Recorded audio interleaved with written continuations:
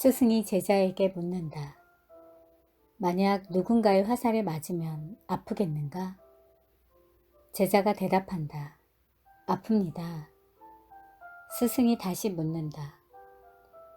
만약 똑같은 자리에 두 번째 화살을 맞으면 더 아프겠는가? 제자가 말한다. 몹시 아픕니다. 그러자 스승이 말한다. 살아있는 한 누구나 화살을 피할 수 없다. 그러나 그 일로 인한 감정적 고통은 우리의 선택에 달려 있다. 첫 번째 화살은 실제로 일어난 사건이고 두 번째 화살은 그 사건에 대한 감정적 반응이다.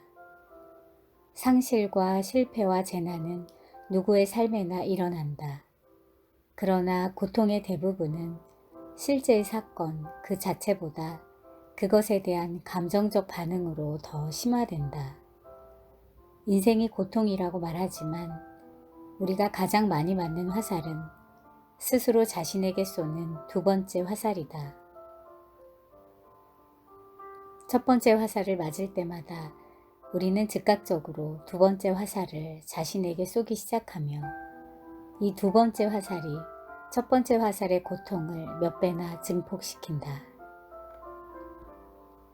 한 여성이 20년 전에 이혼을 했다. 그 20년 동안 그녀는 전 남편의 부당한 행동에 화가 난 채로 고통스럽게 살았다. 자식들과 친구들 앞에서 그에 대한 비난을 멈추지 않았다.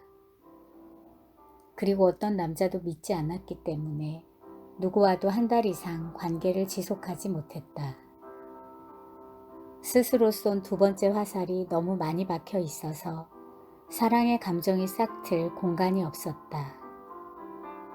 분노로 인해 그녀의 삶은 얼어붙었으며 모든 관계가 제한적이 되었다.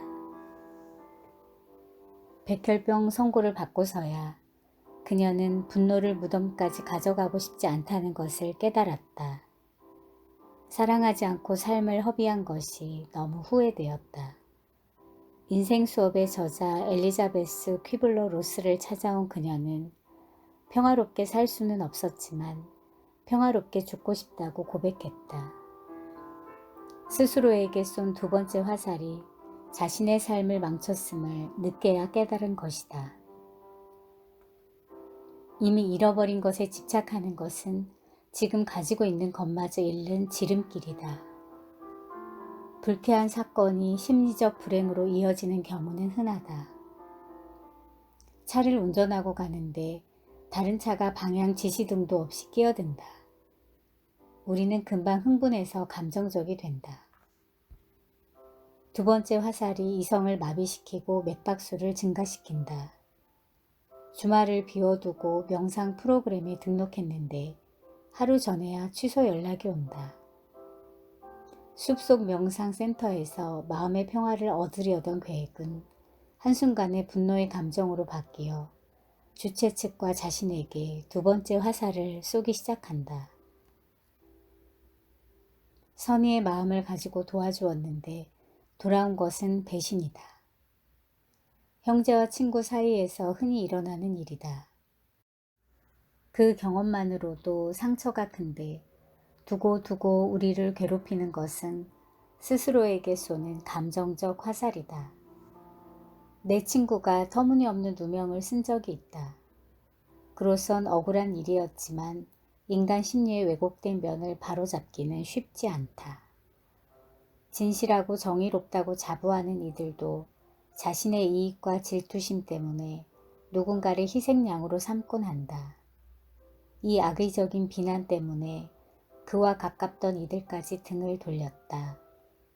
조금만 상황을 살펴봐도 헛소문임을 알 수 있었지만 사람들은 때로 진실에는 관심이 없다. 진실이 신발끈을 묶고 있을 때 거짓은 지구를 반바퀴 돈다. 억울함, 배신감, 증오, 복수심이 꿈속에서도 그를 괴롭혔다. 그리고 그 감정들이 그로 하여금 현재를 생생하게 살지 못하게 막았다. 화분의 뿌리가 꽉 차서 분갈이가 필요한 식물처럼 마음속 화분에 부정적인 뿌리들이 뒤엉켰다. 우리는 상처 입은 감정들이 자신의 삶을 방해하는 것을 너무 오래 허용하지 말아야 한다. 나는 그 친구에게 물었다. 어느 것이 그를 더 괴롭히는지, 일어난 사건인지, 아니면 그것에 대한 자신의 감정적 반응인지. 마침내 그 친구가 그렇게 했듯이 우리는 두 번째 화살들을 단호히 뽑아버려야 한다. 누군가를 원망하면서 자신에게 화살을 쏘아대기에는 인생이 너무 짧은 것이다. 화살에 맞으면 아픔을 느끼되 그 아픔을 과장하지 말라고 붓다는 충고했다. 병이 난 제자를 찾아가서도 아파하되 그 아픔에 깨어있으라고 가르쳤다. 상처에 너무 상처받지 말 것, 실망에 너무 실망하지 말 것, 아픔에 너무 아파하지 말 것. 이것이 두 번째 화살을 피하는 방법이다. 잠시 아플 뿐이고, 잠시 화가 날 뿐이고, 잠시 슬플 뿐이면 되는 것이다. 그 순간이 지나면 우리는 다시 맑고 투명해진다. 우리는 첫 번째 화살에 반응을 보이는 데는 익숙하지만 두 번째 화살을 다루는 데는 매우 서툴다. 칼로 림포체는 말한다. 용서는 나에게 상처를 준 사람을 해방시켜 주는 일이 아니다. 그 사람을 향한 원망과 분노와 증오에서 나 자신이 해방되는 일이다. 어느 마을에서 산비탈을 개간해 배나무를 심었다. 배를 많이 수확해 가난에서 벗어나고 자신들도 배를 먹기 위해 마을 사람들은 열심히 물을 주고 걸음을 나르며 희망을 쏟아부었다. 해마다 키가 크는 배나무를 보는 것만으로도 행복했다. 그런데 몇 해 뒤 그 나무들에 열린 것은 배가 아니라 사과였다. 애초에 묘목을 잘못 골랐던 것이다. 배나무에 오랫동안 많은 기대를 걸었던 마을 사람들은 실망이 너무 커서 그 사실을 받아들일 수 없었다. 그들은 그것이 사과라는 사실을 부정하고 배라고 부르기 시작했다. 그러자 또 다른 문제가 발생했다. 마을에 이미 사과 나무가 있었고 그 나무에서 사과가 열리고 있었기 때문에 기존의 사과를 뭐라고 불러야 하는가 하는 것이었다. 혼란을 피하기 위해 그들은 그것도 배라고 부르기로 했다. 그래서 이제 그들에게는 사과가 존재하지 않게 되었다. 배를 팔러 시장에 갈 때마다 다른 마을 사람들은 사과를 배라고 부르는 그들을 놀리고 비웃었다. 그런 식으로 어딜 가나 조롱을 피할 수 없었다. 자신들이 기대한 배가 아니라 사과를 매단 그 미친 나무에 대한 배신감과 수모감이 극에 달하자 마침내 그들은 일제히 산비탈로 몰려가 나무를 모두 뽑아버렸다. 그래서 몇 년 동안의 수고가 물거품으로 돌아가고 그들의 마음속에는 극도의 좌절과 분노감만 남았다. 마을 사람 전체가 스스로에게 두 번째 화살을 쏘아댄 것이다.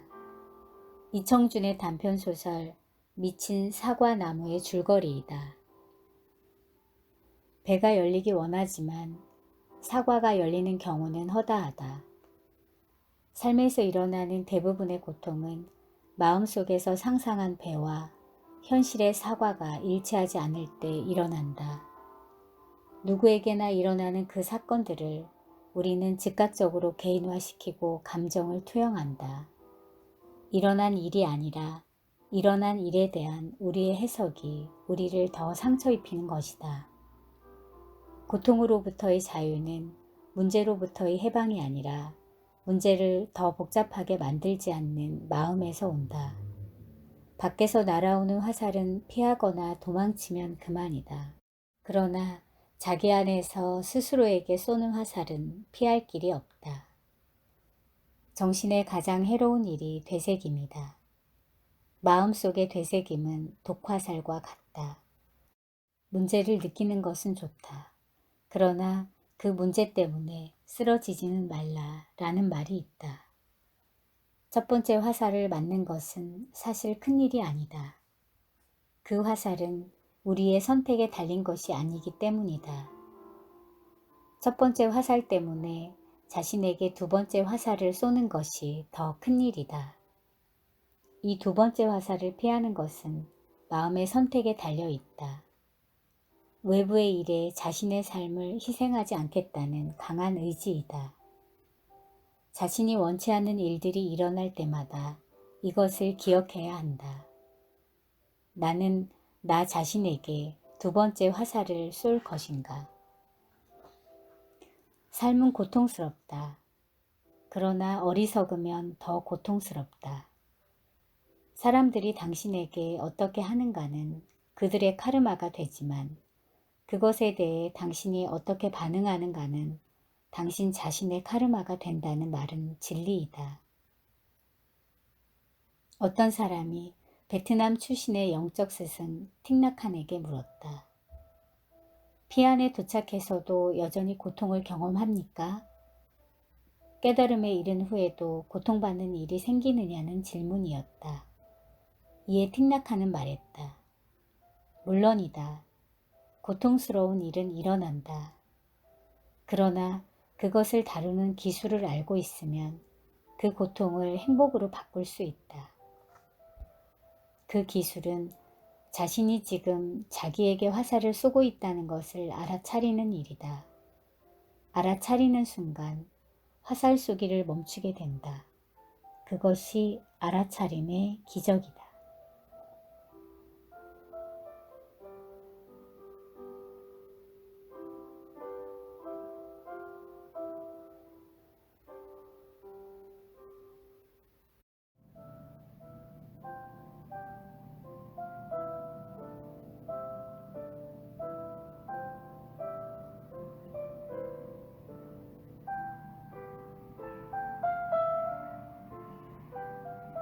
오늘은 류시와의 새는 날아가면서 뒤돌아보지 않는다 중에서 두 번째 화살 피하기와 함께 했습니다.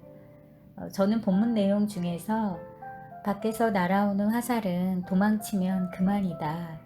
그러나 자기 안에서 스스로에게 쏘는 화살은 피할 길이 없다. 이 말에 깊은 공감을 했습니다. 지금 내 마음 안에서 고장난 라디오처럼 자꾸만 되풀이되는 두 번째 화살은 없었을까? 그런 화살로 인해서 나를 울타리 밖으로 나가지 못하게 하는 건 무엇일까? 그런 생각을 하게 되네요. 오늘은 미운 오리 새끼가 아닌 내 안에 참 나에 대해서 생각해보게 하는 책 류시와의 새는 날아가면서 뒤돌아보지 않는다와 함께 했습니다. 감사합니다.